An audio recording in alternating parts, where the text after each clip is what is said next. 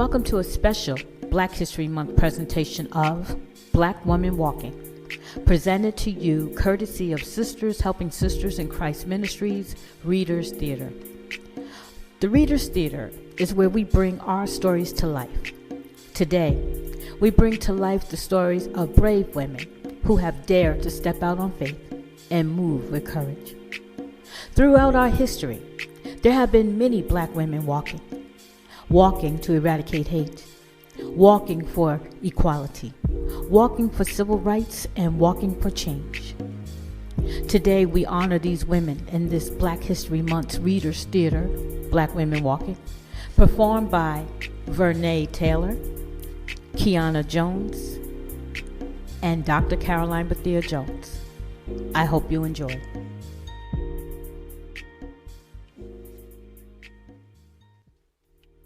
Black woman walking and stepping with courage. When you see a Black woman walking, don't you know she has stepped through some stuff? Through sickness and pain, shame and disdain, tribulations, she has had more than enough. Slave owners' rapes and life-threatening escapes. Sons, daughters taken, sold to the next plantation. Masters, bruises, and whips, all her dignity stripped. Oh, time will not permit me to tell all. I know that's the truth. Truth is right. How many of you know that the truth will set you free? Sojourner Truth was a Black woman walking. She traveled up and down the land from Northeast to Midwest, speaking for women's suffrage. In slavery, she spoke in protest. Well, children, where there is so much racket, there must be something out of kilter. I think that twixt the Negroes of the South and the women at the North, all talking about rights, the white man will be in a fix pretty soon. But what's all this here talking about?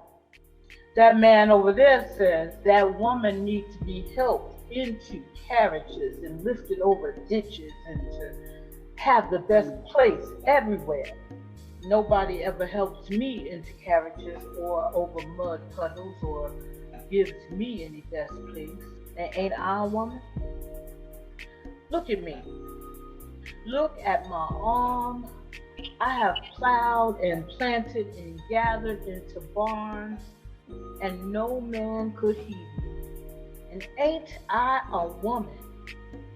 I could work as much and eat as much as a man.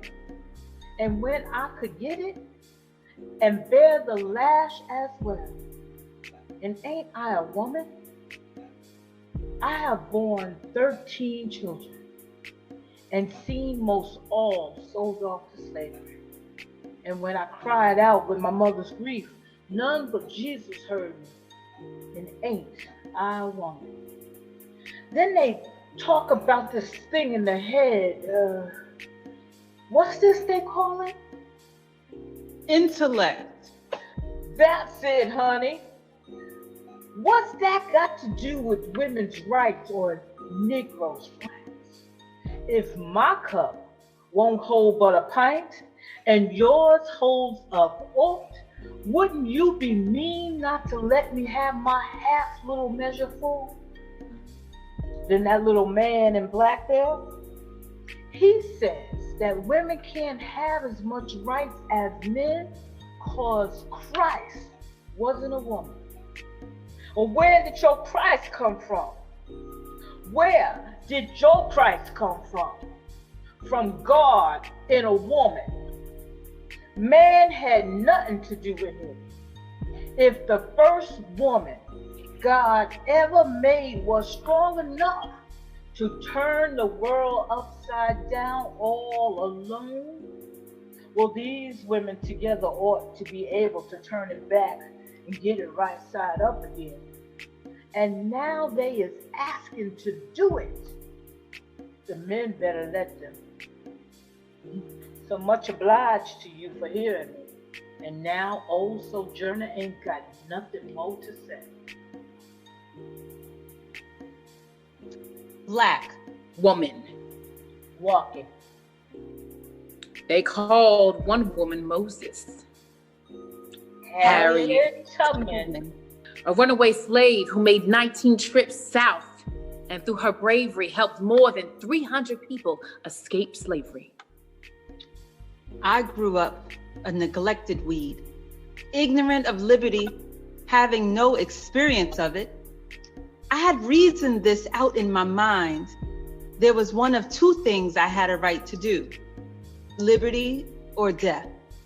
If I could not have one, I would have the other. I would fight for my liberty so long as my strength lasted. And if the time came for me to go, the Lord would then take me.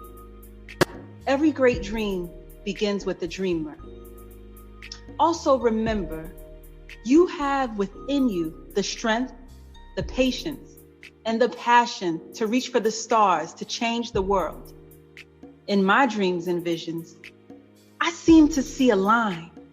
And on the other side of that line were green fields and lovely flowers and beautiful white ladies who stretched out their arms to me over the line, but I couldn't reach them nohow. I always fell before I got to the line.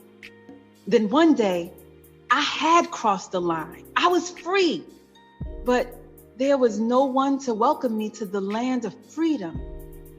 I was a stranger in a strange land. Now I've been free. I know what dreadful condition slavery is. I have seen hundreds of escaped slaves, but I never saw one who was willing to go back and be a slave. I think slavery is the next thing to hell. If a person would send me and another into bondage, he would. And it appears to me be bad enough to send him into hell if he could. But I would make a home in the north and bring them here. God helping me, of course. I was the conductor of the Underground Railroad for 8 years. And I can say what most conductors can't say. I never ran my train off the track. And I never lost a passenger. I freed thousands of slaves. I could have freed 1,000 more if only they knew that they were slaves. Well, God did help Miss Tubman, and she continued to help others and founded a home for the aged in need in Auburn, New York. You know, there was another sister who also became a founder, a co-founder of the NAACP in 1909. Well, sister, tell us, who are you talking about? Well, Wells, Ida B. Wells Barnett. Now, Sister Barnett was a journalist and a crusader against the horrors of lynching. She encountered great threats to her life, but walked on unflinching. Lynched for no offense.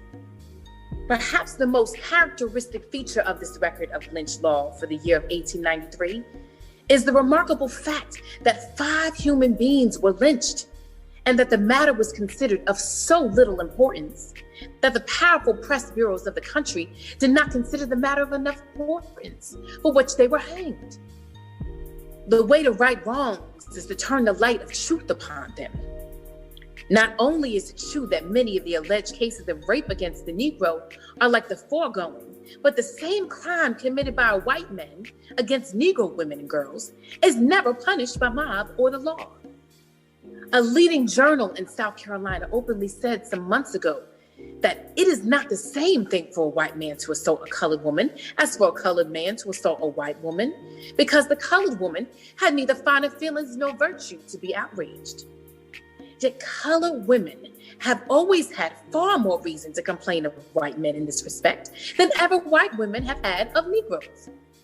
When I see the same enormities practiced upon beings whose complexion and blood claim kindred with my own, I curse the perpetrators, and I weep over the wretched victims of their rapacity.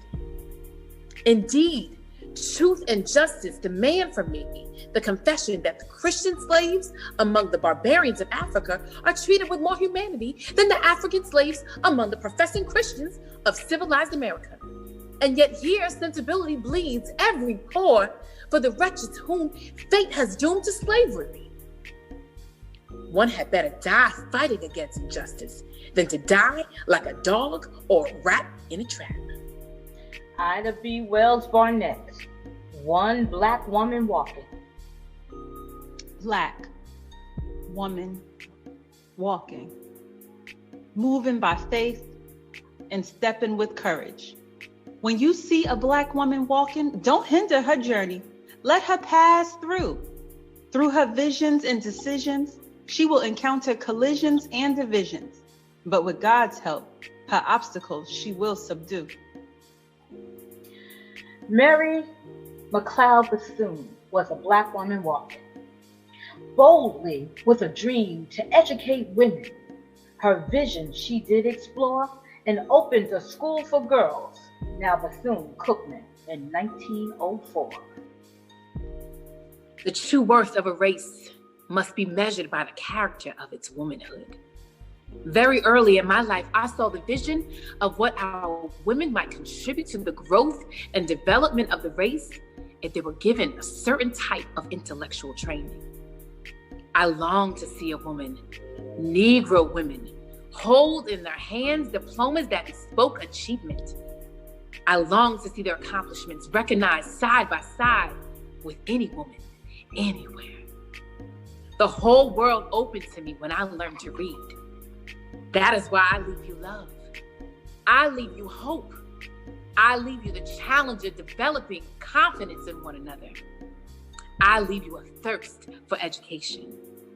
I leave you a respect for the use of power. I leave you faith. I leave you racial dignity. I leave you a desire to live harmoniously with your fellow man. I leave you finally a responsibility to our young people. Invest in the human soul. Who knows? It might be a diamond in the rough. Well said, Mother Bethune. You have surely accomplished a lot. And speaking of accomplishments, one sister's writings are widely acclaimed. She made literary tracks on every road she traveled. Her name was Zora Neale Hurston, an anthropologist, folklorist, and novelist who wrote, "Their eyes were watching God." She wrote about Black culture, presenting no facade. Honey, the white man is the ruler of everything as far as I've been able to find out. Maybe it's someplace way off in the ocean where the black man is in power. The white man throw down the load and tell the nigger man to pick it up. He pick it up because he have to, but he don't tote it. He hand it to his woman folks. The nigger woman is the mule of the world as far as I can see. Now wait a minute, Sister Zora. I know you didn't just use the N-word. And what are you talking about? I ain't nobody's mule. Honey, I done been in Sorrow's kitchen and I done licked out all the pots. Yeah, I know what you mean, Sister Zora, because I sure enough have been a mule. I had some good men in my life, good men, but I didn't have enough sense to appreciate them. But I carried the bad ones and all their stuff, their mess, just like an old mule. I done died in grief and been buried in the bitter waters, and I done rose again from the dead like Lazarus. Yeah, me too, sister. I rose up and kicked that man right out of my house. Said he would marry me someday. And he was working. And who do you think was paying all the bills? Girl, I ain't even going there. But you know what? I got myself together. Now, I know my value. And I am going somewhere, and I cannot be stagnant. I got to keep on moving because I am a black woman walking. Just like Bessie Coleman. Bessie Coleman was a black woman walking. No flying? Flying? Yes, flying. Her steps took flight and her racial feet proved immense, for she was the first African American to receive an international pilot's license. Ms. Coleman, so tell me, why did you want to fly? Well, I knew we had aviators, neither men nor women, and I knew our race needed to be represented. So I felt it my duty to risk my life to learn aviation. Besides, the year was 1921. We must have aviators if we were to keep up with the times. But what about the prejudice that you faced, Miss Coleman? The air is the only place free from prejudice. But what if they don't let you fly?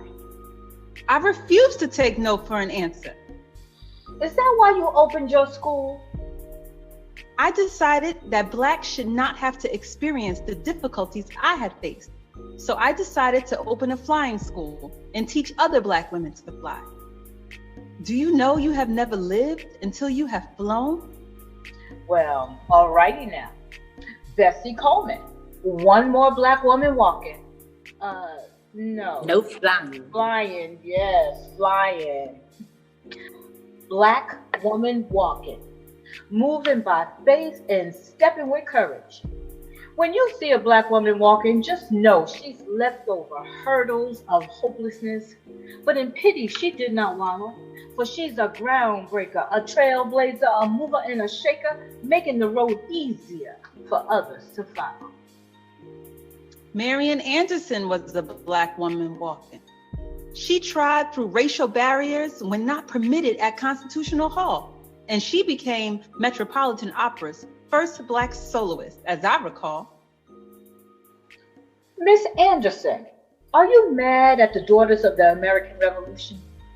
I understand that this organization owned Constitutional Hall, and in 1939 did not permit you to sing there because you were Black. I forgave the Dar years ago. You lose a lot of time hating people. I suppose I might insist on making issues of things, but that is not my nature. And I always bear in mind that the mission is to leave behind me the kind of impression that will make it easier for those who follow. As long as you keep a person down, some part of you have to be down there to hold them down. So it means you cannot soar as you otherwise might. That is the truth, Sister Marian. We must always take the high road. When I sing, I don't want them to see that my face is Black. I don't want them to see that my face is white. I want them to see my soul, and that is colorless. I guess you faced much prejudice in your day, Miss Anderson. Prejudice is like a hair across your cheek. You can't see it, you can't find it with your fingers, but you can keep brushing it because the feel of it is just irritating. None of us is responsible for the complexion of our skin. This fact of nature offers no clue to the character of the quality of the person underneath. Well, that was well said, Miss Anderson. You are one classy lady. I am glad you didn't let anything stop you from dreaming of singing. When you stop having dreams and ideals, well, you might as well just stop altogether. One gospel pioneer definitely made the road easier for others. She didn't stop for her dreams. She created a whole new form of singing. Her name? What's her name? That was Willie Mae Ford Smith. Willie Mae Ford Smith. Yes, an anointed soloist and evangelist. Gospel music she did transform by introducing the song in the sermonette style where she performed. When I sing, I always have emotional gestures. I sing with my hands, I sing with my feet. When I got saved, my feet got saved too. I believe we should use everything we've got. I'm singing for Jesus and not for formality, not for financial gain. Everybody wants to be the big star. But you take the word star and juggle letters around, and you get rats instead of star. Stardom is nowhere. My obsession is soul saving. Mother Smith, Can you do a song for us, please? Yes, please sing for us, Mother. What do y'all want me to sing, children? Can you just do one verse of Higher Ground? All right. Y'all help me out now. Okay. We will. I'm pressing on the upward way. New heights I'm gaining every day. Still praying as I'm onward bound. Lord, plant my feet on higher ground. Wow, that was so good. Thank you so much. We appreciate that. You know, there were other sisters who asked God to help them plant their feet on higher ground. And these were the early women ministers. Like one woman born a slave in 1766 and simply known as Elizabeth. Sister Elizabeth, the first Black woman to preach in 1808, preached for 50 years. Even though her calling to ministry, many did berate. They said things like, Sister Elizabeth, by what and whose authority do you speak? And who gives you the right to preach? Are you ordained? Not by commission of man's hands. If the Lord has ordained me, I need nothing better. My sisters, you gotta know for yourself that the Lord has called you to preach. I will tell you plainly, at first I questioned God when he told me to carry his message. My Lord, I thought, I can't even just read. I can only just read a little bit. How in the world am I gonna deliver a message when I don't even understand scriptures? I'm telling you the truth, I struggled in prayer. Oh, yes, I did. And I prayed until I was sure it was his will. Now, I am resigned to sacrifice all for my Lord. Listen to me, sisters. Don't you let any man or any woman tells you that you can't carry a message for the Lord when you know God told you to. You go on, you preach the gospel in season, out of season.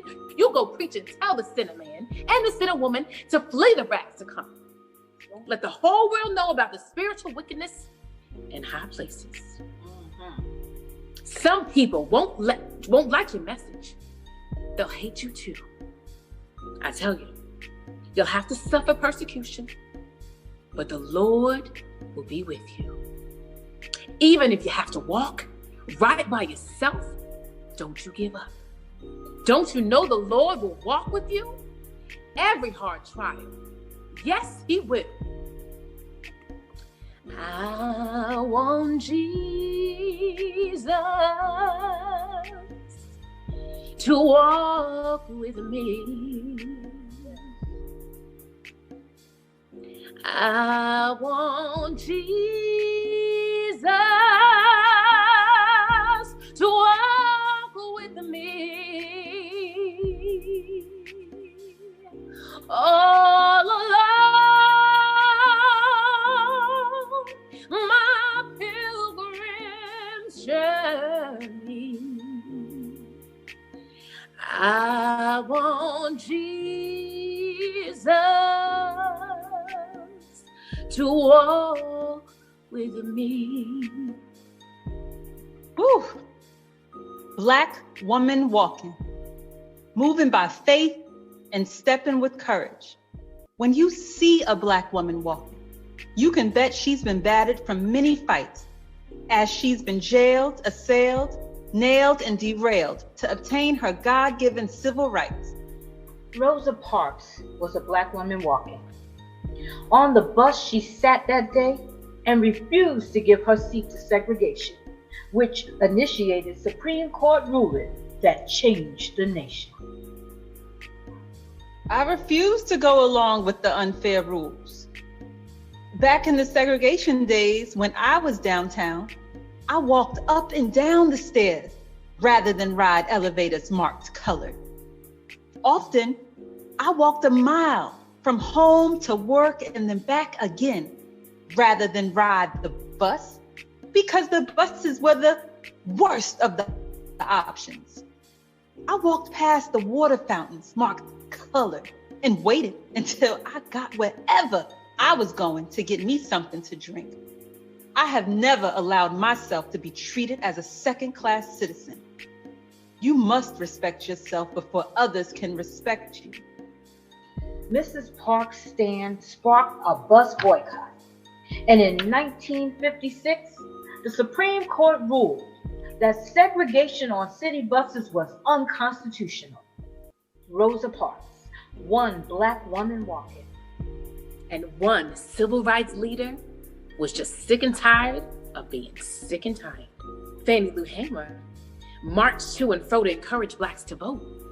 And I tell you what, this woman went through was certainly no joke. Ladies and gentlemen, I am delighted to have on my show today the Honorable Civil Rights Activist, a native of Mississippi, Fannie Lou Hamer. Mrs. Hamer, let's go back to June 9, 1963 in Winona, Mississippi. You and several others were returning home on a Greyhound bus, I believe. Your group had been holding teacher training classes for voter registration in Charleston, South Carolina. Several of you were jailed and arrested. Tell us, what happened to you in that jail cell? Well, the police took me to the bullpen where there were 2 black inmates and 5 other officers. He handed one of the inmates a huge blackjack and said, "Beat her until she wishes she were dead." So the inmate told me to lie down on the bed. I had to get over on the bed flat on my stomach, and that man beat me. That man beat me until he gave out. And then the officers in the room joined in and started beating me. Mrs. Hamer, I cannot fathom the pain and the horror you endured. It's a miracle they didn't kill you. Well, you know, at one point, the pain was so unbearable that I began wishing the inmate would give me one hard and final blow to put me out of my misery. So did they give you any medical attention afterwards? Oh, you must be kidding. After the beating stopped, I almost passed out because I could barely stand. The jailer just looked at me coldly and said, "You can walk." So I walked, barely making it out of my cell, and collapsed. Oh my goodness. What amazes me, Mrs. Hamer, is that after that terrifying jail experience, you continued to fight for civil rights. Well, with God's help, I carried on. You can't stop. You have to stand up for what you believe in. You can pray until you faint, but unless you get up and try to do something, God is not going to put it in your lap. And you helped so many people sign up to vote. How many were there in Mississippi? It was the 31st of August in 1962 that 18 of us traveled 26 miles to the county courthouse in Indianola to try to register to become first-class citizens. We was met in Indianola by policemen, highway patrolmen, and they only allowed 2 of us in to take the literacy test at that time. Well, that hardly seems fair to me. It's a wonder that you didn't just give up on the whole thing. Well, that's why I want to change Mississippi. You don't run away from problems, you just face them. Well, I'm sure glad you stood your ground, even with 2 or 3 people by your side. Well, there's one thing you have to learn about our movement. 3 people are better than no people. There you have it, ladies and gentlemen. Fannie Lou Hamer, one Black woman walking. Don't forget that Black women were not only walking and flying, but also running. Wilma Rudolph was a forerunner. She was the first African-American woman to run so fast that she won 3 Olympic gold medals. Now that's unsurpassed. Unsurpassed is right, especially considering that during her childhood, Sister Rudolph suffered from double pneumonia and scarlet fever, and her leg was paralyzed due to polio. She even had to wear a leg brace. Wow, she was a running miracle. The doctors told me I would never walk, but my mother told me I would. My mother was the one who made me believe that one day it would be possible for me to walk without braces. You know, it would be very sad if I was only remembered as Wilma Rudolph, the great sprinter. To me, my legacy is to the youth of America, to let them know that they can be anything they want to be. You did indeed. You won so many races. Well, winning is great, sure. But if you are really going to do something in life, the secret is learning how to lose. Nobody goes undefeated all the time. If you can pick up after a crushing defeat and go on to win again, you're going to be a champion someday. How did it feel to win those gold medals? Well, the feeling of accomplishment welled up inside of me. 3 Olympic gold medals. I knew that was something nobody could ever take away from me, ever. You created a wonderful legacy. I know you're very proud of your great accomplishments. Yes, I am, but no matter what accomplishments you make, somebody helps you. When you come from a large, wonderful family, there's always a way to achieve your goals. Thank you for sharing your life with us today. It was an honor having you visit with us. Wilma Rudolph did leave a legacy for our youth. She established the Wilma Rudolph Foundation in 1982, which provides athletic and academic opportunities for her children. Black woman walking, moving by faith, stepping with courage. When you see a Black woman walking, whether she's moving by a wheelchair, walker, or cane, through many trials and the enemy's wiles, her feet have trod on rocky and rugged terrain. But she keeps on walking. And you keep on walking too, my sisters. Just remember those women who took a stand. Oh God, whose spirit guides us into all truth and makes us free. Strengthen and sustain us as you did your servant, Sojourner Truth, Harriet Tubman, Mary Bethune, Ida Wells. They moved by faith and stepped with courage. Rosa Parks, Zora Hurston, Bessie Coleman, and Marian Anderson. Moved by faith and stepped with courage. Mother Smith, Fannie Lou Hamer, Sister Elizabeth, and Wilma Rudolph. Moved by faith and stepped with courage. Oh God, give us vision and courage to stand against oppression and injustice and all that works against the glorious liberty to which you call your children. Amen. Amen. There were other Black women who walked with courage and moved with faith. Yes, there were. Way before Hillary Clinton had her sights set on being the first female president of the United States, Shirley Chisholm put in a bid for the role in 1972.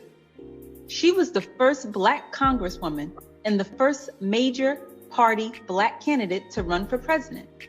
Her main passions were educational reform and social justice, which explains why she left politics in 1983 to teach. That's right, my sister. And let's not forget Dorothy Height. Height spent decades working for racial equality and women's rights, and her work often centered on the ways in which racism and sexism were inextricably linked struggles for Black women. That's right. Black women who walked in faith and stood with courage. Well, that's right. Black women who walked in faith and stood with courage. And today, I am proud to add Kamala Harris, the first woman and woman of color to sit as Vice President of the United States. And my favorite woman walking, Michelle Obama. Oh, and let us not forget Stacey Abrams, the first major African-American gubernatorial candidate in Georgia in 2018. Ms. Abrams led the way in leading a record number of Georgians who turned out to vote in 2020. Don't forget Helen Butler, the executive director of the Georgian Coalition for the People's Agenda, an advocacy organization, been active in elections effort. Oh, my sisters, the list goes on and on. Deborah Scott, executive director of Georgia Strategic Alliance for New Directions and Unified Policies, which advocate for equality and community economic development. So, my sisters, keep right on walking. Move by faith and step with courage. Like Tamika Adams, executive director of Pro Georgia, a nonpartisan voter engagement advocacy organization that was born out of a coalition of 12, and it's now increased to 30. Yes. So let's speak words of victory and not defeat. Let's move by faith and step with courage. And fulfill your God-ordained purpose and don't retreat. Move by faith and step with courage. There are so many Black women walking that did not get a mention here, but you keep on walking because we see you. You stepped out on courage and you moved with faith. So what will you do? How will you use your faith? Show me your faith without any works, and I'll show you my works because of my faith.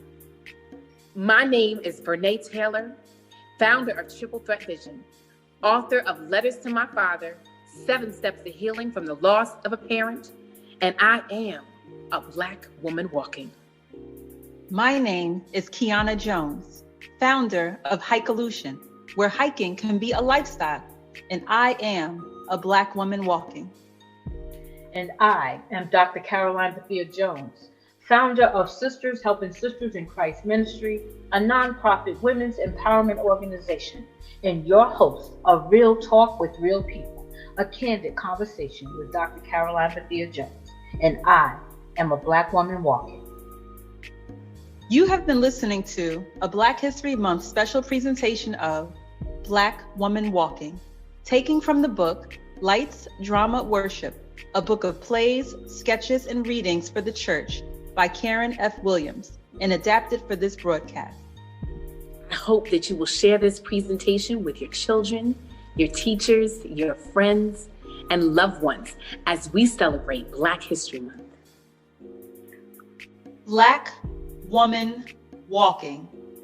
Stepping out on faith and moving with courage.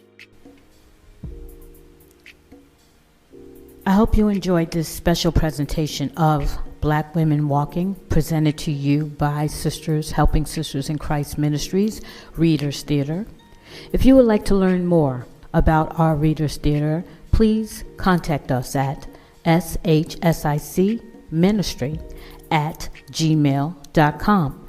That's shsicministry@gmail.com.